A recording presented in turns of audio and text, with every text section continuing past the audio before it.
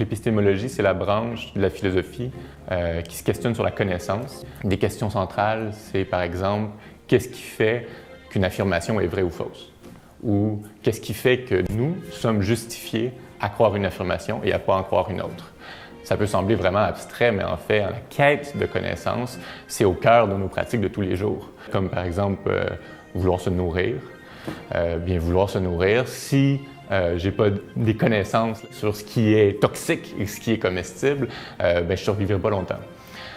C'est aussi au cœur des pratiques sociales beaucoup plus complexes.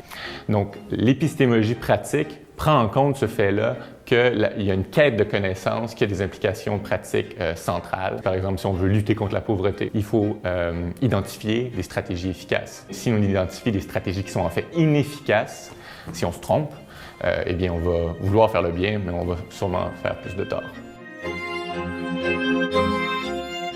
La philosophie, depuis le début, c'est une quête de pensée rigoureuse.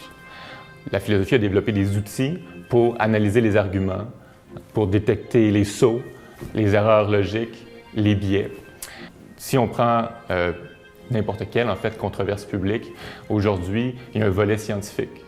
Qu'on prenne les compteurs communicants d'Hydro-Québec ou le débat sur l'atteinte du déficit zéro du gouvernement provincial.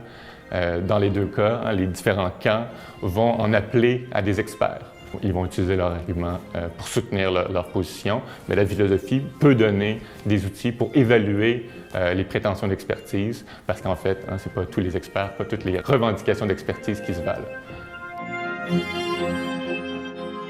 La chaire a plusieurs projets. Un projet, c'est de cartographier les différentes spécialités en sciences sociales à partir des centaines de milliers d'articles auxquels on peut accéder sur Internet.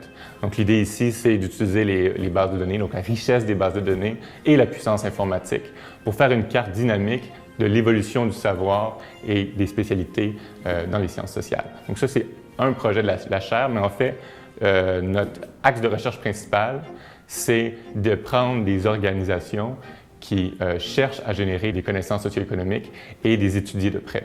Par exemple, on regarde des organisations internationales de recherche comme l'OCDE, donc l'Organisation de coopération et de développement économique. On regarde, par exemple, des organisations plus nationales comme les banques centrales. Nous regardons aussi des organisations temporaires comme les commissions d'examen. Donc, dans chaque cas, on utilise des techniques des sciences sociales pour étudier ces organisations-là. On parle d'entretien, on parle d'observation, on parle de fouilles automatisées de textes. Dans tout ça, en fait, une idée centrale, c'est une idée, en fait, qui a suivi la philosophie depuis le début. On peut penser dès Socrate jusqu'à Karl Popper, en passant par René Descartes. C'est l'idée que le doute est fondamentale dans une quête de connaissance. C'est-à-dire que pour discriminer le vrai du faux, il faut un questionnement actif. Mais notre angle d'attaque, c'est un angle épistémologique, c'est-à-dire qu'on se questionne sur les forces et les faiblesses épistémiques de ces organisations-là. On tente de les évaluer et de proposer des pistes d'amélioration.